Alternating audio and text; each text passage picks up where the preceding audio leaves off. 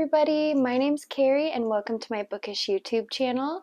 Today we are actually going to be doing this week, we are actually going to be doing a cozy, coastal, bookish vlog. It's going to be fun. Hopefully we do a few different things. I'm not entirely sure what yet, but we're here on the coast. We have a lot of books with us. There's a lot of fun bookish things to do on the coast, and I'm sure we're going to have a really good time. I'm excited, in case you were wondering. I think to start off with, I'm just going to tell you a little bit about the place. So currently it is September. We're getting into late September. I have been in the biggest fall mood, kind of like reading spooky stories, wanting rain, kind of a more dark, spooky fall atmosphere. And this place is perfect. We are in the middle of absolutely freaking nowhere. It's kind of more cabin style. I'm on the Oregon coast, and the coast here is kind of like forest and then beach, so you get the best of both worlds. It's not like hot, it's not tropical, it's like very kind of dreary small town coastal vibes. So it's perfect. It's absolutely gorgeous out here. The place we're staying in is pretty cute. My mom rented an Airbnb for us, and we're having like a little girls trip with her and her friends. It's just the three of us, which is a little scary actually. Three women alone in the forest in the middle of nowhere basically. There are people around us, and we're actually really close to where the sheriff lives in this town, so we're safe. Everything's fine. It's just the vibes. The vibes are unsettling and spooky. This dreary, foresty, a little chilly, damp atmosphere is actually tying in really well with the book that I'm currently reading, Her Soul to Take. I am 122 pages into this book, and I freaking love it. It is set in Washington State in a small town. It's not a coastal small town in Washington State, but it's like dreary, foresty, small town. It is a fantasy romance about a girl who's a ghost hunter. She has like a paranormal YouTube channel and a demon that she accidentally summons. It has the best atmosphere and the best mix of horror that I've encountered thus far. There is a creature that has only popped up a couple times, but this creature is genuinely spooky, and I feel like it's done really well. I personally am somebody who really likes the supernatural horror. I tend to avoid like body horror or anything like that, like slashers. That stuff doesn't capture my attention as much, but supernatural horror, fantastic. Chef's kiss. I love it. It's great. Dreary, rainy, vibey. She's visiting abandoned buildings. There's this whole like abandoned mine situation. She's going to school. The school, of course, is this like gothic style building, kind of castle-esque thing. So you have so many really great fall tropes going on in this book, and I am living for it. I am planning to finish reading it on maybe today. Who knows?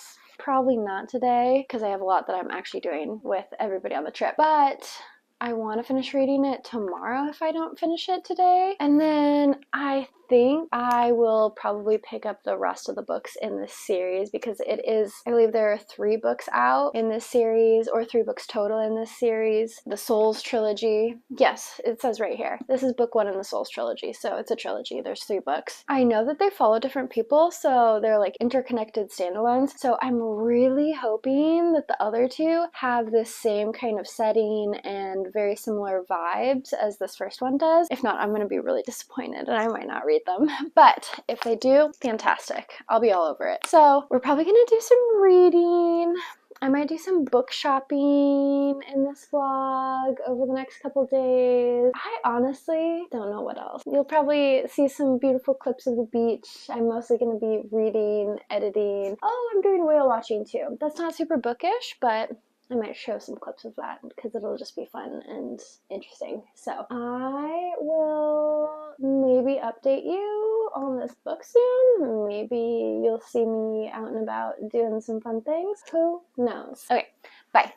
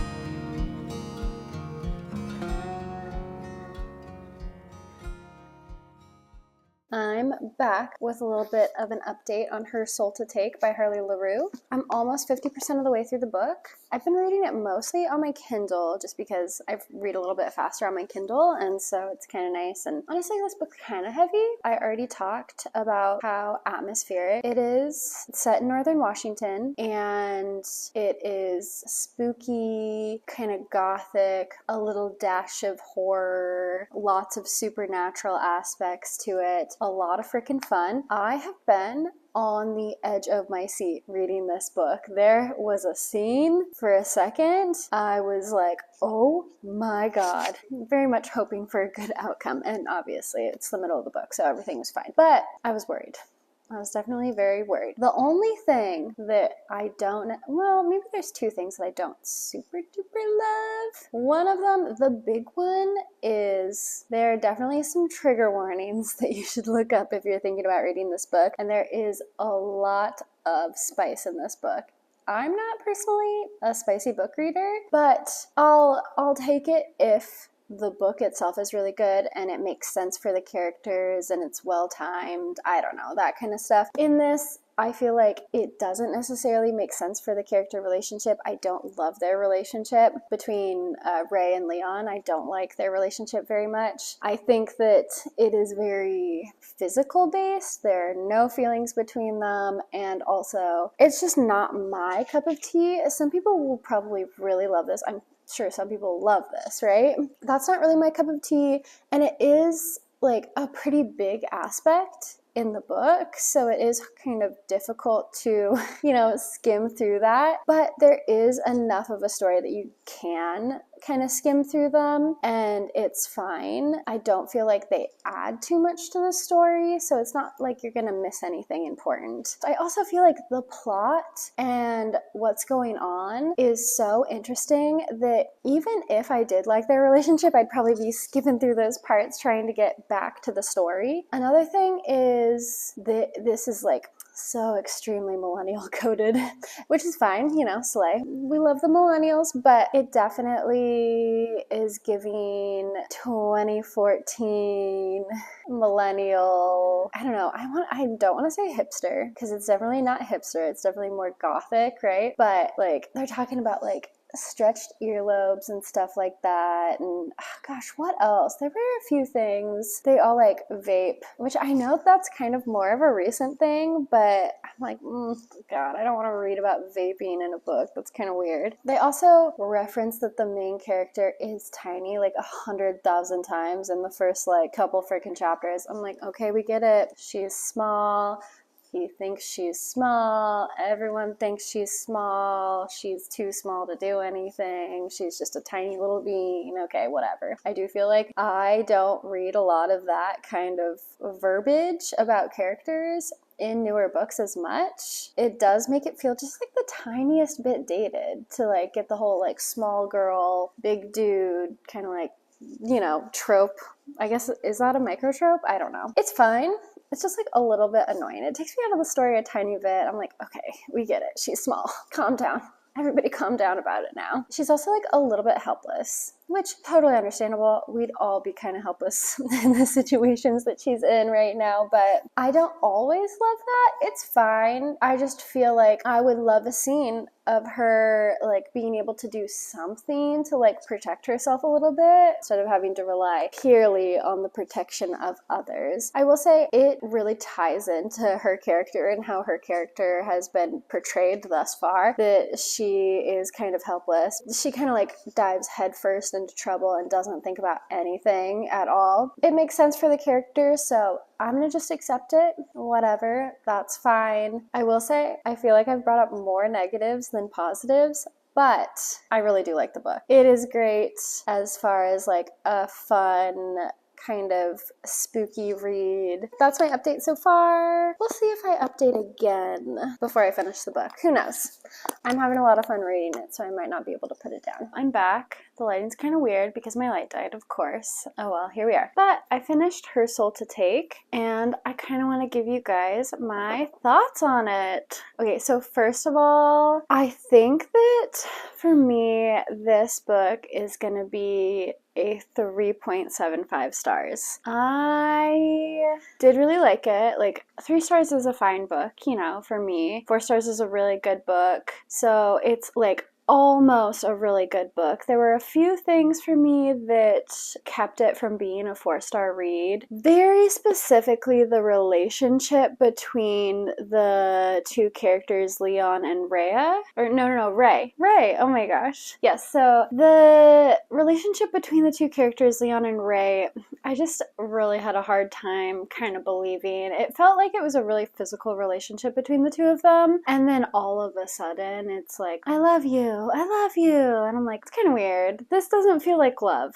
you know? This feels like you guys are very compatible chemistry-wise in the bedroom, and maybe you like each other, but it did not feel like a love kind of relationship. Maybe at the end a little bit, but even so, not really. I did really like the ending. I felt like throughout the book, the main character, Ray, she was helpless and kept getting herself into trouble, but she always wanted to fight and stick up for herself and, you know, not let the bad guys win. So she wasn't like necessarily helpless, but she just didn't have the physical capabilities to defend herself in any way. And I felt like at the end of the book, it was redeemed a little bit because I didn't like that necessarily. I don't always love that. I like a main character who can usually fend for themselves at least a little bit. And in the end, she was able to fend for herself a little bit, but it was very realistic the way that it was done. I will say the plot of this book was great. I really liked the storyline. I thought that the small town vibes, all that stuff was really great. I definitely am gonna pick up the second one because in the second one, it follows 2 people, well, a demon and a person, who are kind of a big part of the first one, and the main female character of that one I feel like I will like a lot more. Not that I didn't like this main female character, but she just wasn't my favorite. I don't feel like I really connected with her personally. I do feel that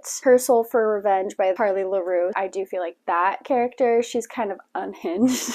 She's a little unhinged and also kind of a badass, and I don't know why I identify with that just a little bit more. So I think I'll probably like that book a lot more. I would really recommend it, especially if you're looking for like a slightly horror, like spooky, small town good read. I feel like it's great for like the Halloween season. Halloween was also brought up in this book, even though it wasn't like a big theme in the book, it was brought up. So I felt like it really tied in, but be careful and check trigger warnings for this. Also, if you're not a huge fan of spice, it might not be the book for you. I did skip a lot of the spice scenes. I just didn't really feel the connection between the 2 characters. And for me, I'm not a smut fan. Like, I don't really love just spice for the sake of spice. So I didn't really love that. But if you do like spice, you're okay with the trigger warnings, and you're looking for a really amazing atmospheric fall and or like October specifically read, this is gonna be the book for you. Right after I finished that book, I did actually start To Kill a Shadow, just because I only have a few more days on my Libby hold, and I had heard that this has some horror elements to it as well, which I really wanted after finishing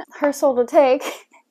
I thought that that would be really fun. I feel like it's super spooky where I'm at. I definitely have already said this, but it's super spooky. We're like in the middle of nowhere, and there are like these woods around us right now that are very creepy and dark, and like there's like a lot of dead trees. So I was like, perfect. Super atmospheric. I'm gonna be scared to shit. It'll be a lot of fun. I picked this up thinking that it would have some horror. I'm really not very far in it yet. I am at about 68 pages right now, and I really don't know about this book. It's really the writing. I don't know about the story yet. The story seems kind of interesting, but in the first chapter, it kind of laid the groundwork for kind of what was happening in the book. Basically, you learn that the main character, what's her name again? She goes by Key, but it's Kiara. Yes, so the main character, Kiara, has been trained to fight after an incident that did something to her hands that made it so that her family was worried that she was going to be made fun of and or, you know, basically be bullied by other townspeople and they might hurt her. her. She has been trained for about a decade by her uncle, and she's a great fighter. There's this mist thing happening, and also there's no sunlight, so it's only dark in this world. Because of this, because of something to do with the mist and the darkness, the king is recruiting all the eligible boys in the surrounding towns. It's only been boys, but her brother is supposed to be one of the eligible boys. He goes up there to stand with all the other eligible boys, and one of the other boys kind of picks on him, and then she goes, kicks the guy's ass, and the main captain of the guard, who I think is the love interest in this book, because it is a romantasy, his name's Jude, he picks her, is like, you're coming with us, we're gonna go train. And so she goes, and they do a little bit of training. That whole scene unfolds, and it was like, they didn't explain a lot, they just kind of talked about the action of her beating the other kid up. It didn't make a ton of sense, which is fine, I don't really care about that too much, but they never said that she took her brother's place. It just said that she was gonna come along with them, and then you learn 2 chapters later that her brother never came along also. And I'm just like,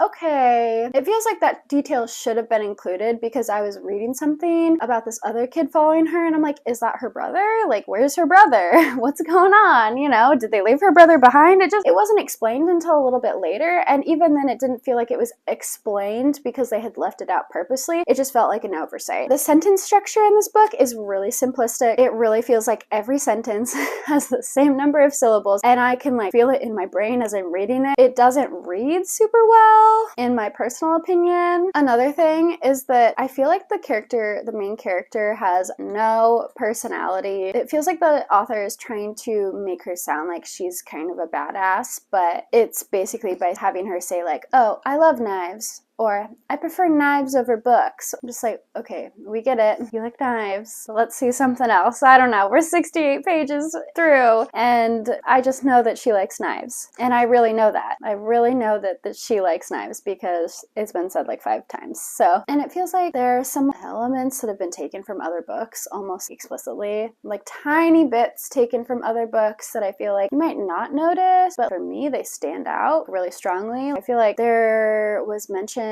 of this training tactic that her uncle used, and I'm pretty sure the same thing happened in Throne of Glass. And then there was a commander recruit bathtub scene.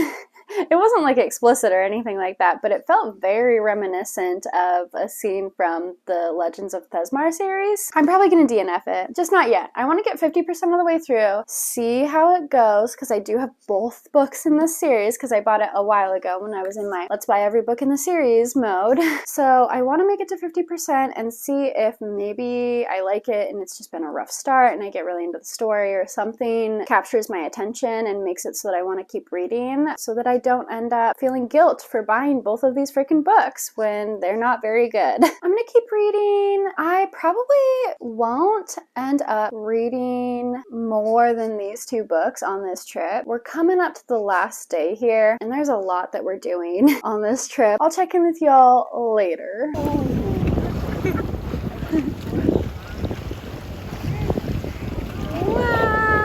I'm actually back from vacation now. I have some slightly bad news. I DNF'd To Kill a Shadow. This book had some serious flaws, okay? I made it to page 100, and the majority of the reviews that I saw said that the first 100 pages of this book were the best parts of this book, and then it fell off after that. So the fact that I really did not enjoy the first 100 pages made me think that I probably would not enjoy this book at all. So I decided to not waste the last couple days of my vacation and instead go whale watching and get matching tattoos with my mom and her friend, which was a lot of fun. I'll insert an awkwardly filmed clip of me getting my tattoo. To kind of reiterate why I did decide to DNF this book, I really felt like the writing was not very good. The sentence structure was very simplistic, which is fine, but it did something to my brain in a bad way. I cringed as I read this book, unfortunately. The interactions between Kiara and Jude were strange at best. They had interacted maybe for 30 seconds, and Jude was already having like lovey be like very interested in this person and not just a, oh, you're attractive to me kind of way. He seemed very into her in a strong way already and felt like very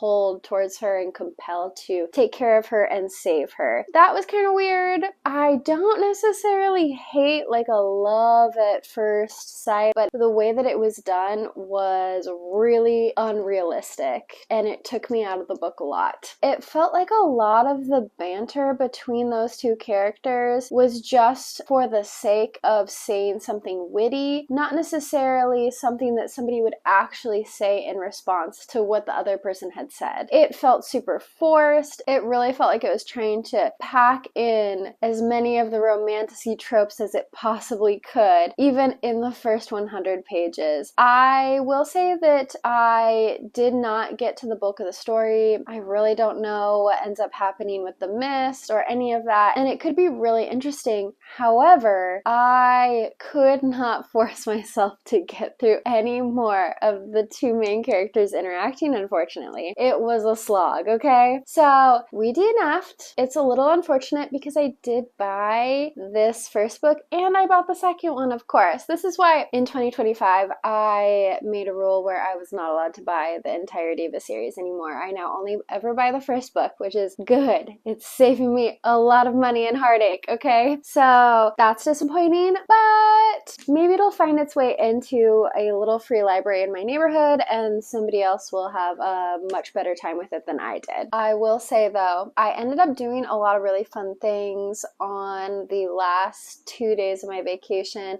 I talked about getting tattoos. That was a lot of fun. We went whale watching. That was absolutely beautiful. We did go to a dahlia farm, which was absolutely gorgeous. It was just off the side of the road. I did not get a lot of footage of that just because my phone was constantly about to die the entire time I was out there, which sounds terrible because it was in the middle of nowhere. It was spooky as all heck, and my phone was constantly about to die. So we're lucky I survived, but I made it home safely. I am home and I am safe and I am fine.